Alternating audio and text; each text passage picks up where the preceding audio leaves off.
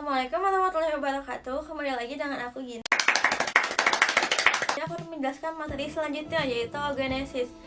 Mungkin yang tadi aku udah jelasin, di organ wanita bagian dalam yaitu ovarium terjadi proses pembentukan atau perkembangan sel telur. Nah, perkembangan dan memproduksinya sel telur ini tuh dinamakan oogenesis. Nah, jadi pengertian oogenesis adalah oogenesis adalah produksi atau perkembangan, pertumbuhan atau pembelahan si sel telurnya ini.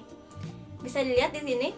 Yang pertama ada oogonium. Oogonium ini tuh sel telur yang belum matang yang sifatnya 2N atau diploid. Nah, oogonium ini tuh kan diproduksi oleh wanita nih. Kapan sih dia diproduksi? Jadi si oogonium itu diproduksi oleh wanita sejak si wanita itu masih berada di dalam kandungan ibu atau dia tuh masih janin.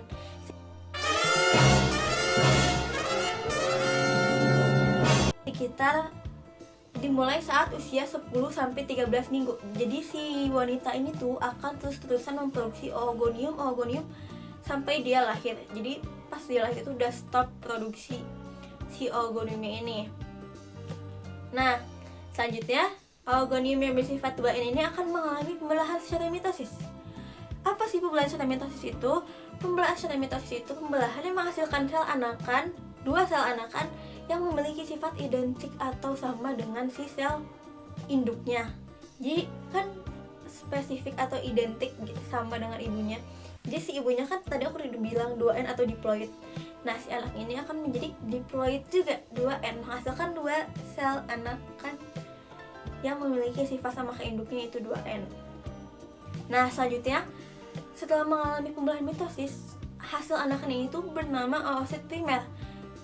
Nah, pembelahan oosit dari oogonium ke oosit primer itu terjadinya kapan sih? Jadi dia itu terjadinya tuh dimulai saat si wanita ini tuh lahir ke dunia sampai masa pubertas. Jadi ovarium itu akan terus membelah si oogonium itu menjadi oosit primer sampai si wanita ini pubertas. Jadi cadangannya itu semuanya oosit primer, gitu kan. Terus si oosit primer ini dengan sifat diploid akan mengalami pembelahan secara meiosis. Pembelahan secara meiosis itu apa sih? Jadi pembelahan secara meiosis ini adalah pembelahan yang menghasilkan 4 sel anak dengan sifat tidak sama atau tidak persis dengan ibunya. Jadi dia tuh memiliki setengah dari kromosom ibunya. Tadi kan 2N ya.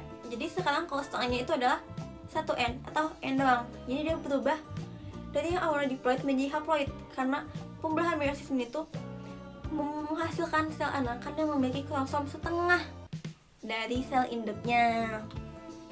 Lalu dia membelahkan secara meiosis menghasilkan oosit sekunder yang bersifat N.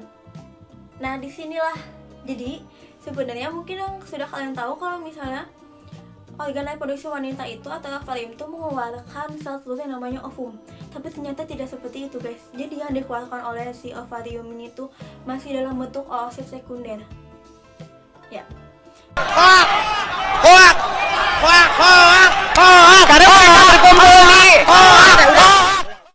Oosit sekunder. Lalu oosit sekunder akan dikeluarkan oleh ovarium. Dan jika si oosit sekunder tidak bertemu dengan sel sperma di tuba falopi, dia akan mati dalam kurun waktu 24 jam. Jadi dia hanya akan bertahan selama 24 jam di tuba falopi jika tidak bertemu sama sekali dengan sperma. Nah, kalau dia bertemu dengan sperma gimana sih? Kalau dia bertemu dengan sperma, barulah dia membelah lagi secara meiosis menghasilkan ootit. Selanjutnya akan berkembang lagi menjadi ovum. Barulah si ovum ini tuh yang mungkin kalian familiar. Jadi si ovum itu sebenarnya adalah sel telur atau oosit sekunder yang sudah dibuahi oleh sperma.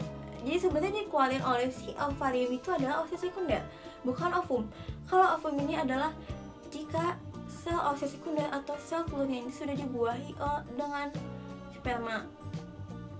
Jadi kita guys. Lalu di sini ada gambaran si ovariumnya. Pertama di sini ada folikel primer, folikel sekunder, folikel tersier dan folikel digraf.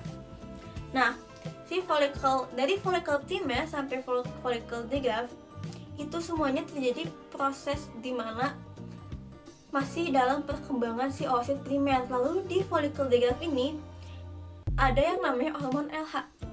Nah, hormon LH ini memicu pembelahan si oosit sekunder menjadi oosit primer menjadi oosit sekunder. Lalu jika oosit sekunder sudah matang dan sudah waktunya ovulasi, keluarlah si oosit sekundernya itu dari folikelnya. Lalu si folikelnya itu akan mengkerut menjadi corpus luteum, corpus albicans. Nah, mungkin sampai situ saja materinya sudah aku jelaskan. Jika ada yang ingin ditanyakan atau kurang kalian pahami, mohon maaf sebesar-besarnya. Dan jika ada yang ditanyakan, boleh langsung tanya aja ke aku. Escucha las palabras de las brujas, los secretos escondidos en la noche. Los antiguos dioses invocamos ahora la obra de la magia oculta.